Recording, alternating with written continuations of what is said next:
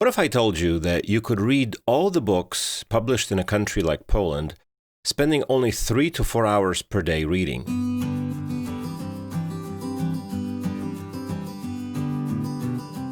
What if I told you that you could read over 10,000 words a minute? It is within your reach. We'll give you some tips to improve your reading experience without having to buy expensive courses based on dubious promises. The truth is that there are no shortcuts on the road to comprehensive reading, only consistency and hard work. Dominic Freiberg wrote a very interesting, albeit critical article about speed reading. For those interested, there is a link in the video description. So let's talk about the reading process. The first element is reading speed.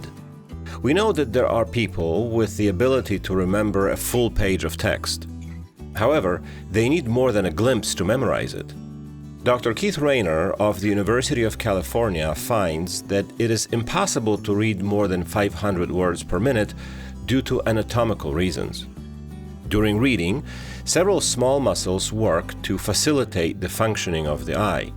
They are responsible for movement, focusing, stabilization, and other functions. In addition, contractions of the iris dilate or shrink the pupil to control the amount of light entering the eye, like the aperture of a camera lens. All these processes must be monitored by the brain, and their speed determines the eye's ability to take a picture accurately. But that's not the end. Once captured, this picture must reach the brain for it to work its magic. Like an experienced magician, the brain has to combine several ingredients. First, we register the image of the text and combine the letters into words.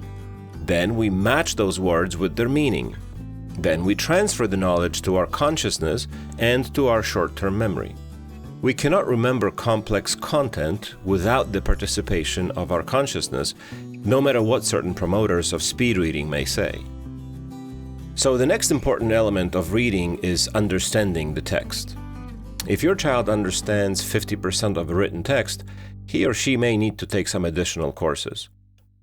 A study conducted by Professor Cervera of Carnegie Mellon University shows that readers capable of reading 700 words per minute do not improve their understanding of the text after reading it several times. One conclusion is that the eye does not see certain parts of the text. And that's the best case scenario, since there is also the possibility that the test subjects had prior knowledge of the topics. Other studies suggest that reading with comprehension is possible only if we read no more than 300 words per minute. Comprehension of the text was poor above this speed, and no one who read the text faster than 600 words per minute managed to retain 75% understanding of the content. When there are other mental tasks, such as concentrating on memorization, the optimal speed is reduced to 140 words per minute. This does not mean that we cannot improve our reading speed. We can improve within the limits previously described. It is necessary to accept those limits if we want to understand what we are reading. Why do we read books? We have just presented evidence that we cannot read scientific or even popular science literature quickly without a significant loss of understanding of the content.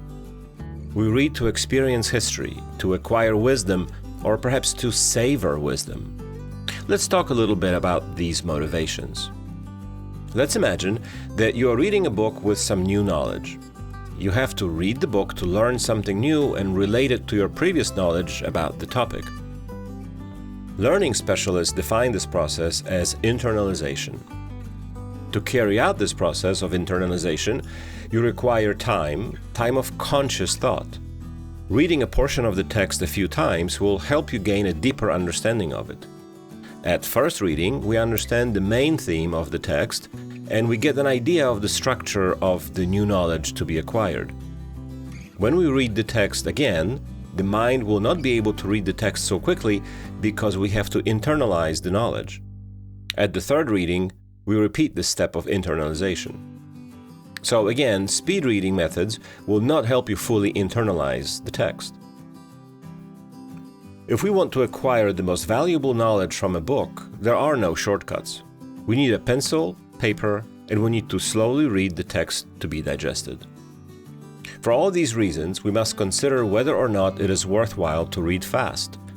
Because contrary to what we might expect, it's not the same.